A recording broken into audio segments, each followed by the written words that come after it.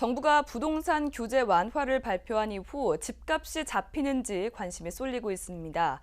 대전 지역은 아파트값 하락세가 이어지고 있지만 하락폭은 5주 연속 줄고 있는 상황인데요.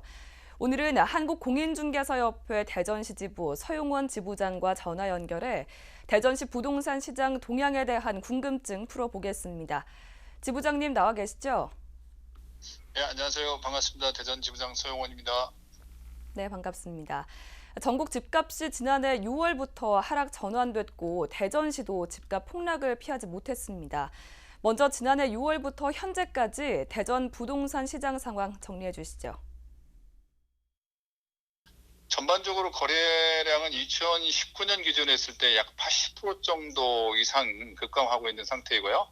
지난해 6월부터 거래 가격은 단지별로는 적게는 4, 5천에서 많게는 4억 이상 하락하는 아파트 단지가 속출하고 있을 정도로 최근 부동산 시장은 매매 시장은 물론이고 임대 시장도 상당히 어려운 상황이 지속되고 있는 상황입니다.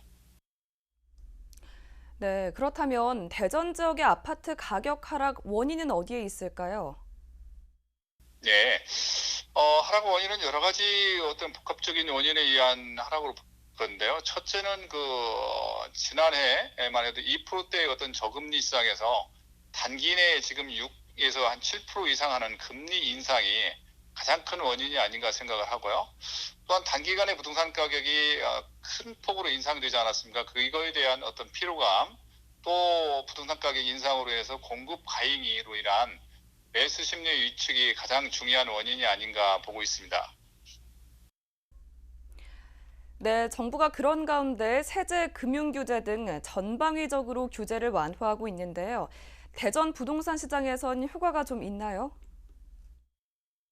예, 많은 분들이 정부 규제 완화 정책에 대해서 기대감을 가지고 일부 매도인들은 매도 물량을 잠시 고려하는 듯도 했었거든요. 하지만 그 현상은 일시적인 현상으로 그치고요.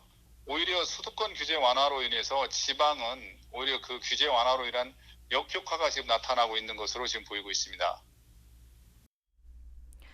네, 그럼 마지막으로 올해 부동산 시장, 대전 지역은 어떻게 전망하십니까?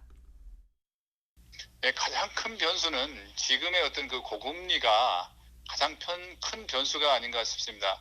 지금 금리가 지속된다면 우리 지역의 미분양 물량은 점점 증가할 수 있고 또 전세 가격 역시도 우하향으로 매수 심리 입축과 금리 부담으로 특히 다가구 주택이나 다세대 주택, 빌라에서는 상당히 어려움이 예상되고 있고요. 물론 아파트에서도 경매 물건이 지금 많이 속출하고 있는 상황이기 때문에 올해 부동산 시장도 어느 해 못지않게 어려운 시장이 되지 않을까 전망을 합니다.